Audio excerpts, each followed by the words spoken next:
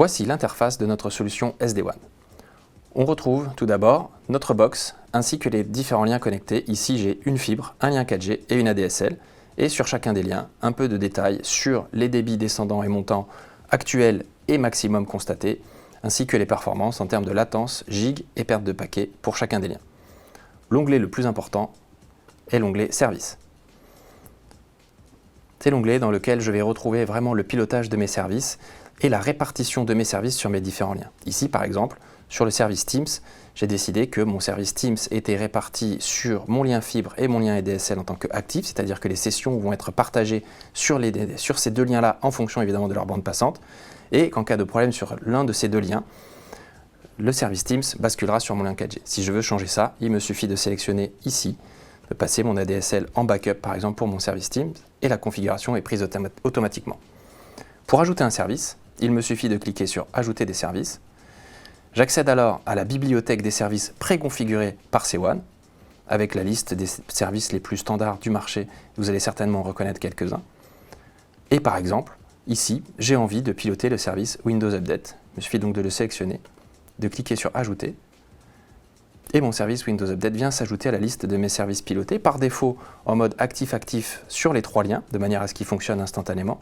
Mais là, l'idée, c'est plutôt de dire que Windows Update, qui est un gros consommateur de bande passante et de volume, je ne veux surtout pas qu'il utilise mon lien 4G pour ne pas venir saturer mon lien 4G, mon forfait 4G. Je vais donc bloquer Windows Update sur mon lien 4G.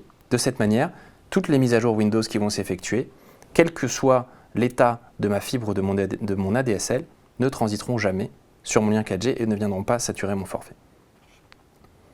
Pour créer un service qui n'est pas dans la liste, il vous suffit d'aller sur « Créer un service personnalisé » et là, vous allez pouvoir renseigner votre propre service, juste en lui donnant un nom, et le définir avec des adresses IP ou des ports.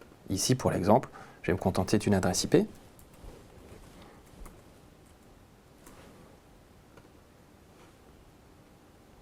Le service arrive dans la liste des services disponibles et il me suffit de l'ajouter. Et le voilà, il vient d'arriver dans la liste. Donc une interface extrêmement simple, pas besoin de compétences techniques particulières pour créer des services puisqu'on fait appel finalement à des applications qui sont quotidiennement utilisées par les utilisateurs. Le seul moment où on rentre un tout petit peu dans la technique, c'est pour la création d'un service personnalisé. Mais a priori, si vous en êtes à créer des services personnalisés, c'est que vous avez des serveurs et donc vous connaissez le fonctionnement des adresses IP et des ports. Et donc c'est un système avec lequel vous devriez être à l'aise. On remarque deux services particuliers ici. Un premier qui s'appelle service voix. Donc c'est le service voix C1 qui est nativement intégré et qui vous permet de définir une répartition spécifique pour les flux voix C1. Et un autre service qui s'appelle Autre flux. Autre flux, ce sont tous les services qui ne sont pas parmi ici ces 5-là, donc parmi les services que l'on pilote. Et vous pouvez donc a priori déterminer que le service Autre flux sont tous les services qui ne sont pas essentiels au bon fonctionnement de votre entreprise et décider par exemple que tous ces services-là qui ne sont pas essentiels, vous ne voulez surtout pas qu'ils utilisent votre lien 4G pour ne pas bloquer la data le jour où vous en aurez besoin et vous les faites passer nativement sur la DSL de manière à ne pas saturer la fibre qui, elle, est utilisée pour les services essentiels.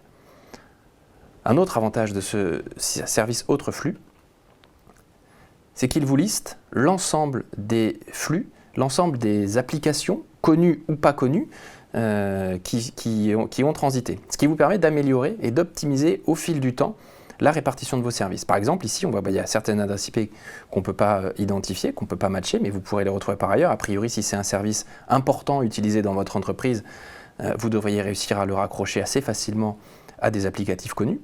Et si on arrive, nous, à travers les adresses IP, à les faire correspondre à des services connus, type ici Office 365, on vous les affiche directement. Et donc là, l'idée, c'est de se dire qu'a priori, Office 365 est un service très utilisé dans cette entreprise. Il serait peut-être intéressant de le créer en tant que service piloté et comme ça, petit à petit, d'améliorer le fonctionnement global du service SD-WAN. Je reviens sur l'interface du tableau de bord que je n'ai pas déroulé tout à l'heure. Je vais retrouver ici l'ensemble des informations importantes qui vont me permettre de piloter vraiment et de maîtriser mon service. J'ai ici les notions de débit, donc le débit actuellement utilisé et le maximum. Donc on voit que actuellement j'utilise 2 mégas de débit descendant mais que j'ai pu monter jusqu'à 120 au global et que globalement j'utilise très majoritairement ma fibre pour mes applications, aussi bien en débit descendant qu'en montant, et très peu les autres liens. Peut-être que ça pourrait être intéressant de changer ma répartition pour optimiser mieux l'utilisation de mes différents liens.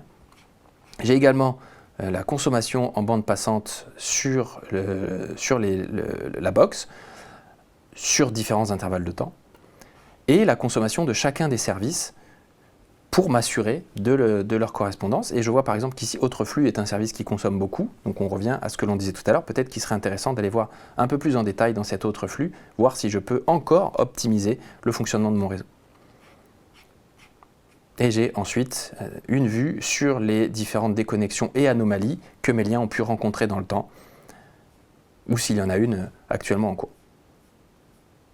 Le dernier onglet, c'est l'onglet Paramètres réseau, qui vous permet là de rentrer un petit peu plus dans la configuration technique de la box.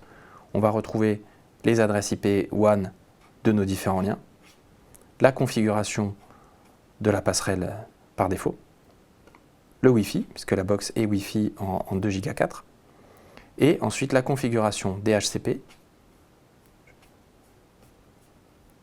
et le serveur DNS. Une interface simple, épurée, facile à comprendre et facile à administrer, même pour les personnes non techniques.